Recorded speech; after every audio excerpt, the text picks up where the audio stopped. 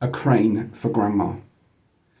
Grandma, from high up on the rooftop, could see everything that was going on, and she didn't like what she saw. She wanted to be the centre of attention, and nobody was taking the slightest notice of her. George and Mr. Cranky were running round and getting excited about the enormous animals. Mrs. Cranky was washing up in the kitchen, and Grandma was all alone on the rooftop. "Hey, you, George! Get me a cup of your tea this minute, you idle little beast!"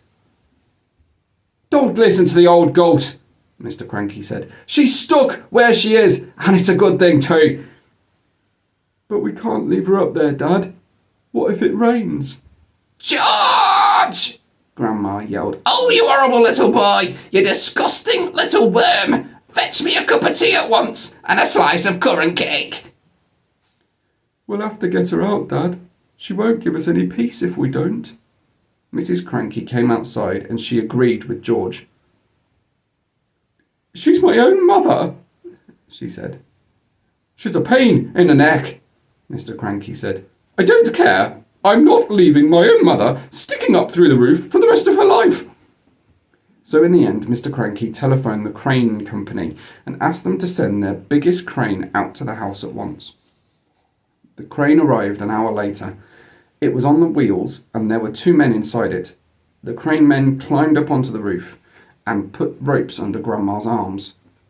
Then she was lifted right up through the roof. In a way, the medicine had done Grandma good. It had not made her any less grumpy or bad-tempered, but it seemed to have cured all her aches and pains, and she was suddenly as frisky as a ferret.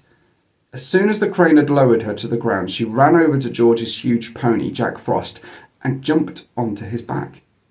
This ancient old hag, who was now as tall as a house, then galloped about the farm on the gigantic pony, jumping over trees and sheds and shouting, "Out of my way! Clear the decks! Stand back, all you miserable midgets, or I'll trample you to death!" and other silly things like that. But because Grandma was now much too tall to get back in the house, she had to sleep that night in the hay barn with the mice and the rats. Mr. Cranky's great idea. The next day, George's father came down to breakfast in a state of greater excitement than ever. "I've been awake all night thinking about it," he cried. "About what, Dad?" "About your marvellous medicine, of course. We can't stop now, me boy. We must start making more of it at once. More and more and more." The giant saucepan had been completely emptied the day before because there had been so many sheep and pigs and cows and bullocks to be dosed. "But why do we need more, Dad? We've done all our own animals and we've made Grandma feel as frisky as a ferret, even though she does have to sleep in the barn." "Me dear boy, we need barrels and barrels of it, tons and tons. Then we will sell it to every farmer in the world, so that all of them can have joint animals. We will build a Marvellous medicine factory and sell the stuff in bottles at £5 a time. We will become rich, and you will become famous." But wait a minute, Dad." "There's no waiting," cried Mr. Cranky, working himself up so much that he put butter in his coffee and milk in his toast. "Don't you understand what this tremendous invention of yours is going to do to the world? Nobody will ever go hungry again." "Why won't they?" "Because one giant cow will give 50 buckets of milk a day. One giant chicken will make 100 fried chicken dinners, and one giant pig will give you 1,000 pork chops. It's tremendous. My dear boy, it's a fantastic thing. It's going to change the world." "But, wait a minute, Dad." "Don't keep saying wait a minute. There isn't a minute to wait. We must get cracking at once." "Do calm down, my dear," Mrs. Cranky said from the other end of the table, "and stop putting marmalade on your cornflakes." "The heck with me cornflakes! Come on, George, let's get going. The first thing we'll do is make one more saucepan full as a tester." But Dad, the trouble is..." "There won't be any trouble, me boy. How can there possibly be any trouble? All you've got to do is put the same stuff in the saucepan as you did yesterday. And while you're doing it, I'll write down each and every item. That's how we'll get the magic recipe." But Dad, please listen to me." "Why don't you listen to him?" Mrs. Cranky said. "The boy's trying to tell you something." But Mr. Cranky was too excited to listen to anyone except himself. "And then, when the new mixture is ready, we'll test it out on an old hen just to make absolutely sure we've got it right. And after that, we'll all shout hooray and build a giant factory." "But, Dad..." "Come on then, now, what is it you want to say?" I can't possibly remember all the hundreds of things I put in the saucepan to make the medicine." "Of course you can, me dear boy. I'll help it. I'll jog your memory. Now, you'll get it in the end. You see if you don't. Now then, what was the very first thing that you put in?" "I went up to the bathroom first. I used a lot of things in the bathroom and on Mummy's dressing table." "Come on then, up we go to the bathroom." When they got there, they found, of course, a whole lot of empty tubes and empty aerosols and empty bottles. "That's great. Now that tells us exactly what you used. If anything is empty, it means you used it." So Mr. Cranky started making a list of everything that was empty in the bathroom. Then they went to Mrs. Cranky's dressing table. "A box of powder," said Mr. Cranky, writing it down. "Helga's hair set, flurries of tiny perfume. Terrific, terrific. This is going to be easy. Where did you go next?" To the laundry room," George said. "But are you sure you haven't missed anything up here, Dad?" "That's up to you, me boy. Have I?" I don't think so," George said. So down they went to the laundry room, and once again Mr. Cranky wrote down the names of all the empty bottles and cans. "Why, my goodness me, what a mass of stuff you used. No wonder it did magic things. Is that the lot?" "No, Dad, it's not," George said, and he led his father out to the shed where the animal medicines were kept and showed him the 5 big empty bottles up on the shelf. Mr. Cranky wrote down all their names. "Anything else?" he asked. Little George scratched his head and thought, but he couldn't remember having put anything else in. Mr. Killy Cranky leapt into his car and drove down to the village and bought new bottles and tubes and cans of everything on his list. He then went to the vet and got a fresh supply of all the animal medicines George had used. "Now, show me how you did it, George," he said. "Come along, show me exactly how you mixed them all together." Marvellous medicine number 2.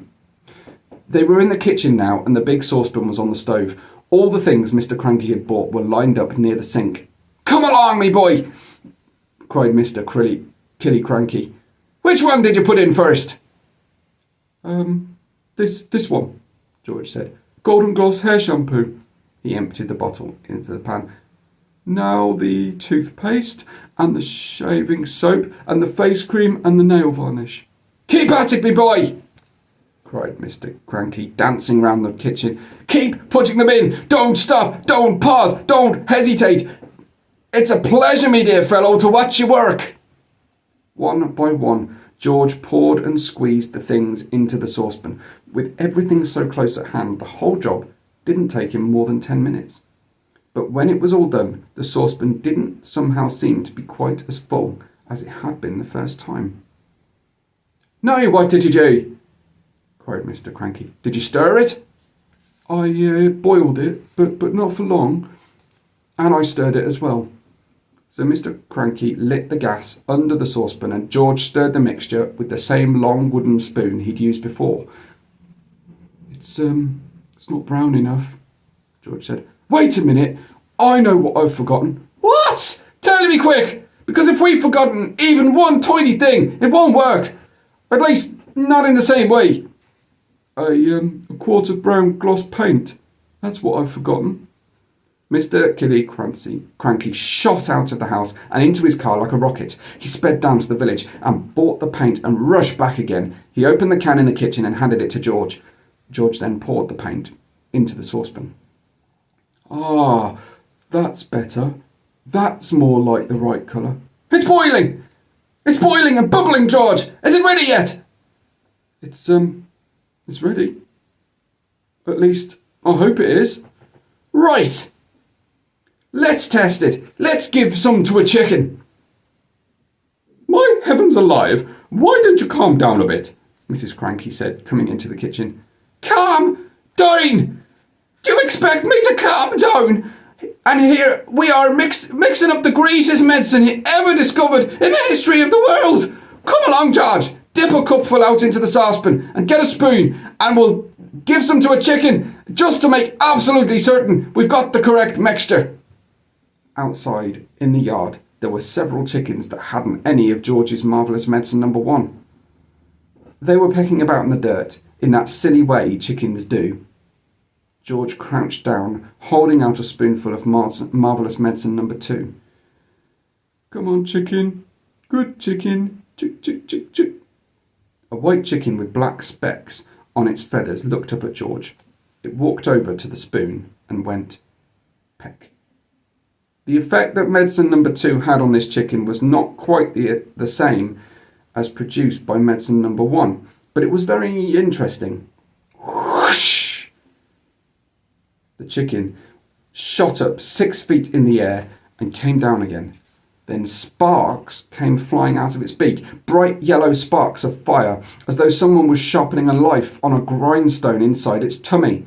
Then its legs began to grow longer. Its body stayed the same size, but the 2 thin yellow legs got longer and longer, and longer still. "What's happening to it?" cried Mr. Killiecranky. "Something's wrong," George said. The legs went on growing, and the more they grew, the higher up into the air went the chicken's body. When the legs were about 15 feet long, they stopped growing. The chicken looked perfectly absurd with its long, long legs and its ordinary little body perched high up on top. It was like a chicken on stilts. "Oh, me sainted aunts!" cried Mr. Killiecranky. "We've got it wrong. This chicken's no good to anybody. It's our legs. No one wants chicken's legs." "I must have left something out." "I know you've left something out. Think, boy, think. What was it you left out?" "Oh, I've got it." "What was it, quick?" "Flea powder for dogs." "You mean you put flea powder in the first one?" "Yes, Dad, I did. A whole carton of it." "Then that's the answer." "Wait a minute. Did we have brown shoe polish on our list?" "We did not." "Well, no wonder it went wrong. I used that too." Mr. Cranky was already running to his car, and soon he was heading down to the village to buy more flea powder and more shoe polish.